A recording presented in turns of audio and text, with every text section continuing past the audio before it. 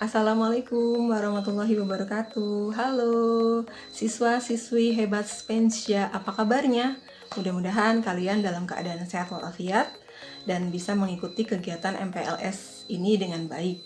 Nah, Ibu ucapkan selamat kepada kalian karena telah berhasil masuk menjadi bagian dari Sivitas Akademika SMP Negeri 1 Jalan Cagak. Di antara teman-teman kalian yang mungkin kurang beruntung untuk bisa masuk ke SMP favorit ini.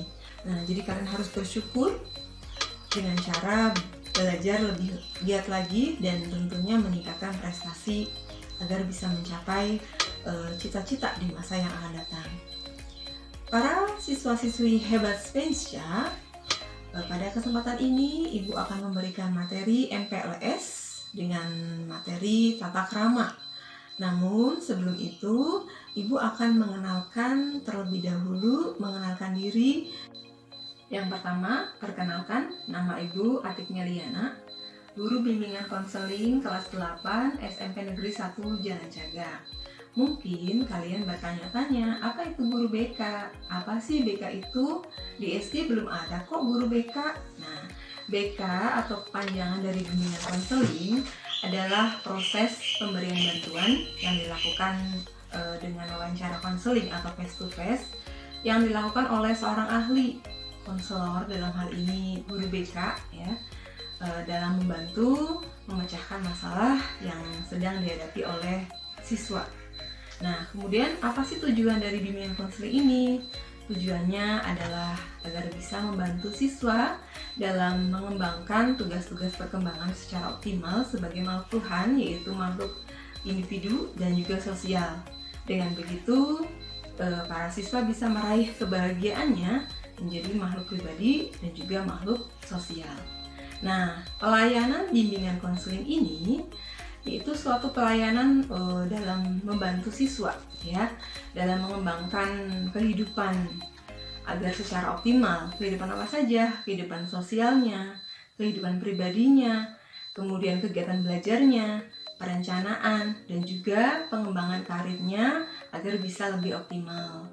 Selain itu, pelayanan bimbingan konseling ini juga bisa membantu siswa dalam memecahkan masalah ataupun membantu kelemahan siswa menghadapi halangan atau rintangan, yaitu berupa sebuah masalah. Siswa-siswi hebat Spensya, sebelum kita masuk dalam materi tata krama, terlebih dahulu kita ice breaking ya.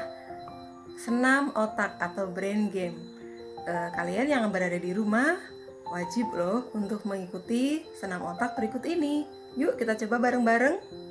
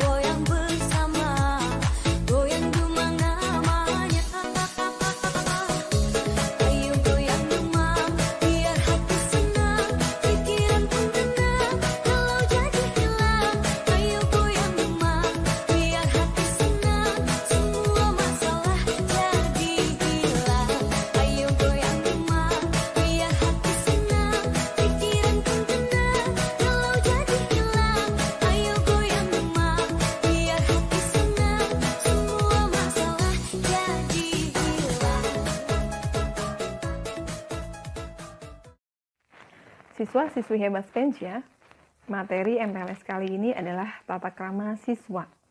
Tentu kalian sudah tidak asing lagi bukan dengan yang namanya tata krama, atau kalian biasa menyebutnya dengan sopan santun. Nah, mengapa tata krama diberikan di sekolah-sekolah? Karena bertujuan agar siswa dapat berperilaku sesuai dengan aturan dan norma, serta agar siswa dapat menumbuhkan sikap kedisiplinan dan terciptanya kerukunan antar warga sekolah. Tata krama diartikan sebagai aturan, etika, norma, adat istiadat, kebiasaan sopan santun yang disepakati dalam lingkungan masyarakat setempat. Tata krama dibagi menjadi 3. Yang pertama, tata krama di lingkungan keluarga. Yang kedua, tata krama di lingkungan sekolah.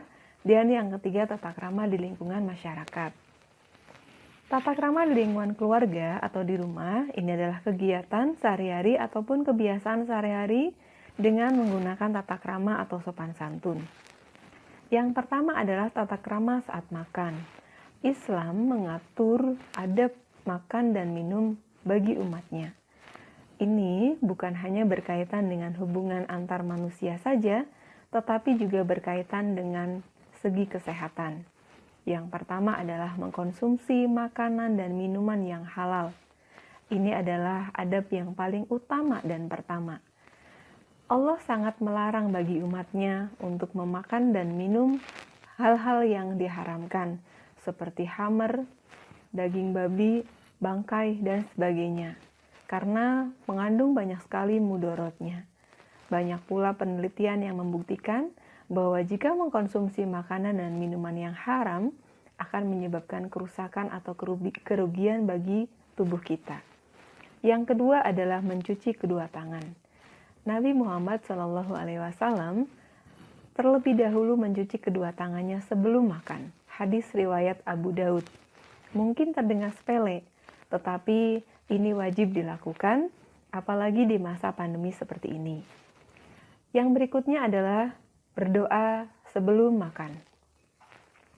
Nah, berdoa sebelum dan setelah makan ini adalah sebagai bentuk ucapan syukur kita kepada Allah Subhanahu wa taala yang telah memberikan nikmat dan karunia-Nya kepada kita berupa makanan, ya.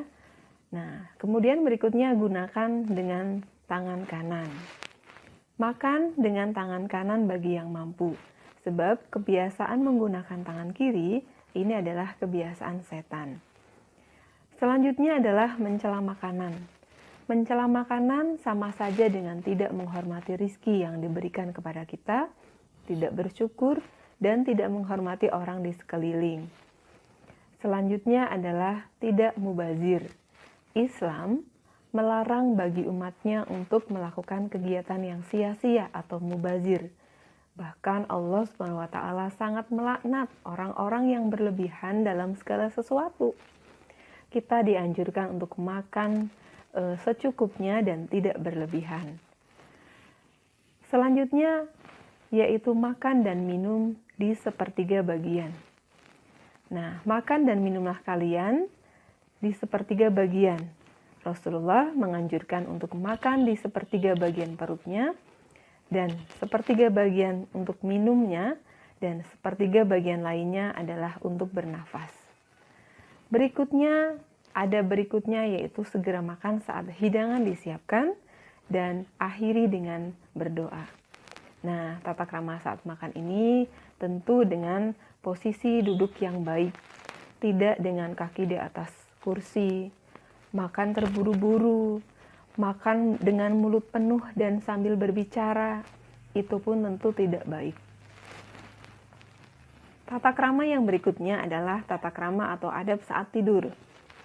Terlebih dahulu berwudu sebelum tidur, agar tidur kita dalam keadaan suci dan terhindar dari godaan syaitan.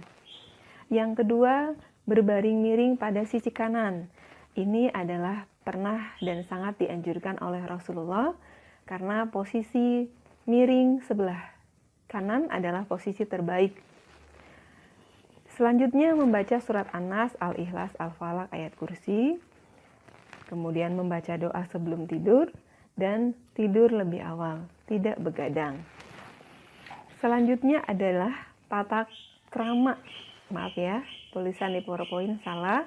Tata krama atau adab bertamu yang pertama adalah berkunjung ke rumah orang dengan niat baik, niat bersilaturahmi, niat menyambung hubungan pertemanan, persaudaraan. Kemudian yang kedua, memperhatikan waktu. Tidak bertamu saat-saat waktu maghrib atau waktu sempit atau waktu istirahat. Dan yang ketiga, meminta izin bertemu. Zaman sekarang, era teknologi yang serba canggih, tentu HP sudah bukan hal yang luar biasa ya. Kita bisa meminta izin melalui handphone atau melalui telepon dengan orang yang akan kita kunjungi. Terlebih saat-saat pandemi seperti ini.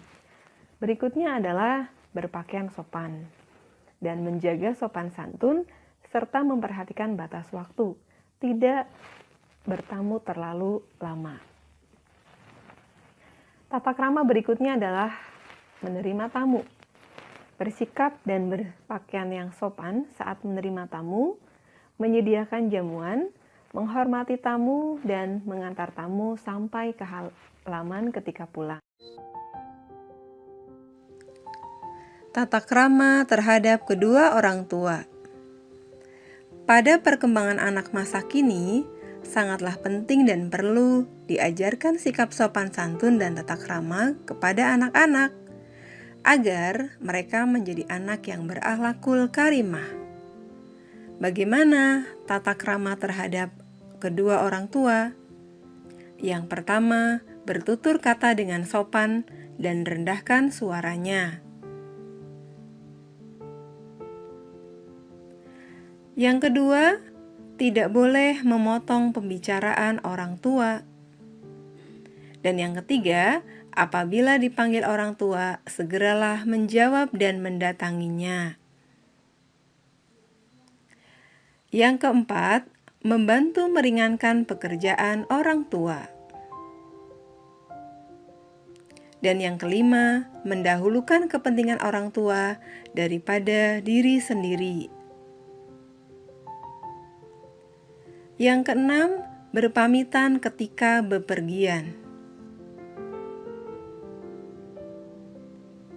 Dan yang ketujuh, selalu mendoakan dan berusaha mewujudkan keinginan orang tua.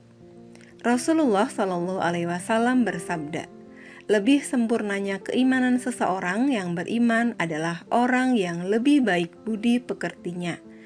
Hadis riwayat Abu Daud. Selanjutnya adalah tata krama di sekolah saat PJJ. Nah, karena saat pandemi seperti ini, kita diharuskan untuk belajar belajar dengan menggunakan daring ya atau pembelajaran jarak jauh. Nah, tentu karena belajar secara daring ini, tentunya ada etika atau tata krama yang juga harus diperhatikan. Yang pertama, biasakan salam dan menjawab salam pada grup WA ataupun japri. Yang kedua, tidak sembarang berkomentar atau menyudutkan pihak manapun. Yang ketiga, tidak membuat spam. Yang keempat, tidak menulis singkatan yang sulit dipahami dan menjadi miskomunikasi. Yang kelima, tidak mengolok-olok dalam bentuk apapun. Yang keenam, selalu menjaga kesopanan dengan tidak berkomentar dengan bahasa kasar. 7. Perhatikan lawan bicaramu, dengan gurukah atau dengan teman sebaya, tentunya harus dibedakan. Yang kedelapan, jika menghubungi Bapak Ibu Guru, perhatikan waktu yang paling tepat. Lalu perkenalkan diri terlebih dahulu, nama dan kelas, kemudian sampaikan izin bertanya ataukah keperluan lainnya. 19 atau 9, profil nama di WA, usahakan menggunakan nama lengkap dan kelas. Tidak menggunakan nama-nama samaran yang menyulitkan Bapak Ibu Guru untuk mengeceknya. Yang ke-10, jika ganti nomor, segera konfirmasi di grup. Mohon maaf, saya sebutkan izin ganti nomor dengan alasan seperti ini. Yang penting ada niat memberitahu guru dan teman. 11. Jika ada kendala dengan HP rusak, hilang, atau alasan lain, coba datang ke sekolah. Temui guru atau wali kelas, atau siapa saja yang ada di sekolah tersebut, ya, terutama guru mapel misalnya, siapa tahu ada solusinya. Yang ke-12, tidak mudah percaya dengan berita apapun sebelum tahu jelas kebenarannya. Dan yang ke-13, tidak melakukan bullying atau mengancam pihak manapun.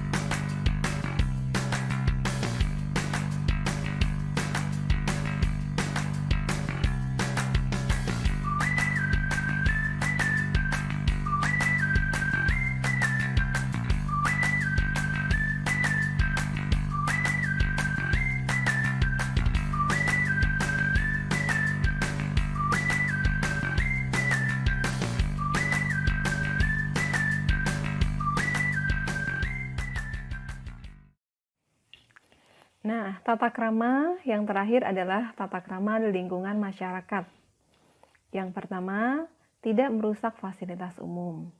Yang kedua, tidak mencoret-coret fasilitas umum. Dan yang ketiga, tidak berkendara dengan knalpot bising. Yang keempat, tidak nongkrong dan membuat gaduh. Yang selanjutnya, tidak ikut geng yang meresahkan masyarakat. Dan yang terakhir, tidak membuang sampah sembarangan. Siswa-siswi hebat Spensja, berikut adalah tugas materi tata krama.